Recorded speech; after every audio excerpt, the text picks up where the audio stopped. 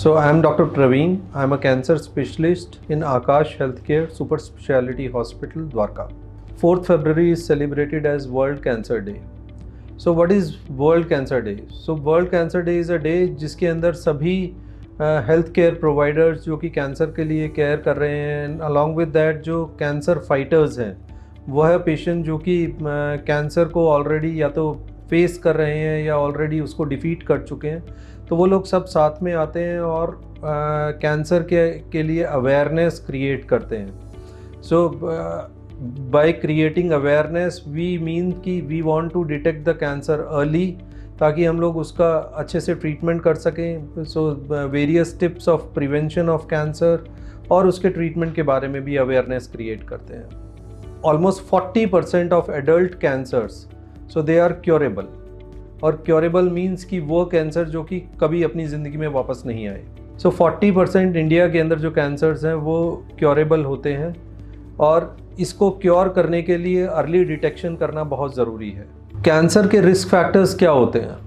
सो cancer के risk factors में कुछ मॉडिफाइबल रिस्क फैक्टर्स होते हैं जिनको हम लोग मॉडिफाई कर सकते हैं, जिसके ऊपर हम लोग इम्प्रूव कर सकते हैं ताकि हमारा कैंसर का रिस्क कम हो जाए.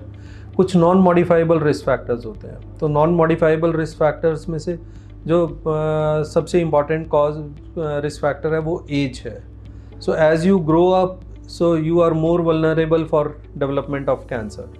सो कैंसर यूजुअली एडल्टहुड के अंदर अर्ली यंगर एज ग्रुप के अंदर कम होता है, और अगर वही हम लोग एल्डरली एज ग्रुप की बात करें तो ज़्यादा होता है. इसके अलावा देर आर सर्टेन जेनेटिक प्रीडिस्पोजिशंस, जैसे वह फैमिलीज जिसके अंदर ऑलरेडी किसी को कोई कैंसर हुआ है तो उनके अंदर ये थोड़ा सा कैंसर का रिस्क इंक्रीज हो जाता है. So there are certain modifiable risk factor जैसे कि ओबेसिटी, या फिर कोई tobacco consumption, alcohol consumption.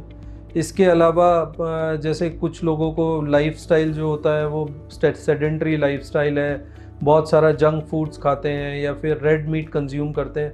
So I think these are the modifiable risk factors which we should try to avoid और ट्राई टू इम्प्रूव ऑन.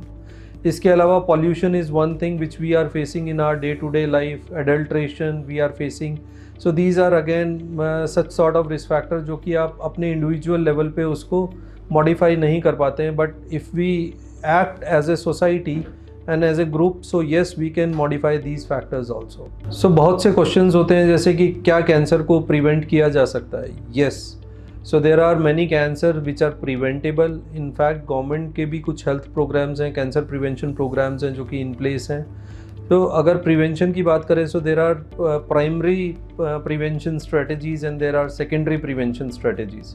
जो primary prevention strategies होती हैं वो यूजुअली आपके रिस्क फैक्टर्स को कम करने के ऊपर फोकस्ड होती हैं. जैसे कि अगर कोई स्मोकर है, जैसे कि कोई अल्कोहल लेता है, तो उसको वो रिस्क फैक्टर्स कम किए जा सकते हैं. इसके अलावा जैसे फीमेल्स के अंदर जो ह्यूमन पैपिलोमा वायरस की वजह से सर्वाइकल कैंसर्स होते हैं, तो उनको अगर हम वैक्सीनेशन स्ट्रेटजी यूज़ करें तो वो प्राइमरी प्रिवेंशन कहलाएगा. Regarding the secondary prevention strategies, so वो फोकस करती हैं कि अगर आपके अंदर रिस्क फैक्टर ऑलरेडी है तो उसके अंदर हम लोग कैंसर को अर्ली स्टेज में डिटेक्ट करने की कोशिश करें ताकि उसका इफेक्टिव ट्रीटमेंट हो सके. So these are called secondary prevention strategies, and the most important part of it is the cancer screening. So there are few cancer जिसके अंदर ऑलरेडी एस्टैब्लिश्ड स्क्रीनिंग प्रोटोकॉल्स हैं, जैसे कि breast cancer. All women more than 40 years, उन लोगों को annually mammogram, एक जो कि एक्सरे होता है ब्रेस्ट का, उससे हम लोग कैंसर को अर्ली स्टेज के अंदर डिटेक्ट करने में सक्षम होते हैं. इसके अलावा cervical cancer screening, it is a very very effective strategy to detect cervical cancer. इसके अंदर मोर देन 20 ईयर्स की जो भी फीमेल्स होती हैं उनको एवरी 3 ईयरली एक पैप स्मीयर, जो कि एक बहुत सिंपल टेस्ट है, बहुत सस्ता टेस्ट है और इजीली अवेलेबल टेस्ट है, वो करवाना चाहिए. तो ये सभी फैक्ट्स जानने के बाद what are the take home messages?